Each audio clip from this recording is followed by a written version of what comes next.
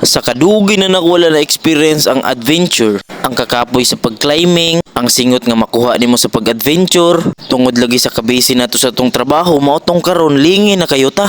Kaya wala naman tay time para tagaan nato atong kaugalingon og exercise. Mao tong karon gitistingan akong balik katong pagkaybalon ako nga naay hidden cave diri dapita. Tirada Nash, wa lagi. Pero karon natay tirada kay mag-adventure man ta karong adlaw. Kita ka ng view walop kay no. Bitaw karong adlaw mag-adventure na punta kay lingi na magayo no. Kay murag dugay-dugay na pud wala ko ka-adventure og balik ba. Unya atong tiyan pud perti na pong dakua. Kay tungod lagi sa kabisi nito sa trabaho wala na nato natagagi gayon natong kaugalingon. Mao tong karon tagaan nato. Bitaw bata pa lang ko mao na jud ni akong hilig mag-discover og mga unsa-unsa sa kalibutan. Bahala og dili pang worldwide akong na-discover basta kay na-discover nako. Experience ba? Kay para inig abot sa panahon dili ta maignorante. Bitaw na pugos og adventure aning dapita kay na ako'y nadunggan. Sa akong nadungog murag na mangha ko ba? Kay sa kadugay-dugay na nako nag-adventure mao ni ang pinakabag-o nako nga nadungog. Kay katumanggong mga gipang adventure nako sa una murag common ra magud kaayo to siya kay daghan na po'y nagaing ato mao tong karon.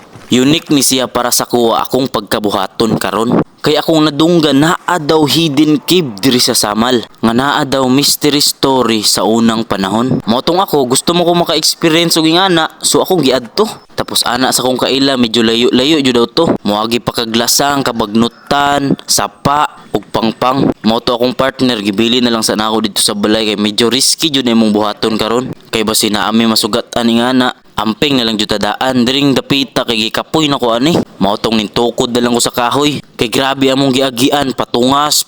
Paubos na pod, patungas na pod. Tapos naa pa jud yung mga hait-hait ng mga bagon, mga tunok-tunok ng mga sagbot. Nga usahay dili jud nimo malikayan. Maigo og masama jud ka.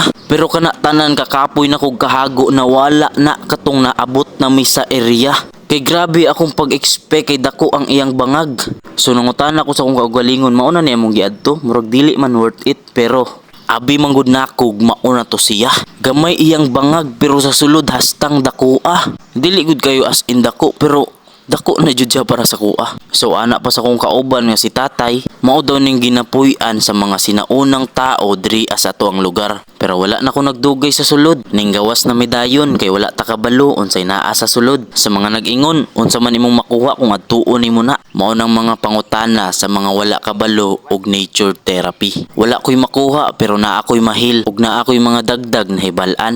Kay kaming mga adventurer, sa bawat adventure namo sa mga lugar-lugar, dira pod mawala ang among mga problema ug mga kasakit nga gipanghuna-huna samot na karong panahona. Peace and love unta na sabtan.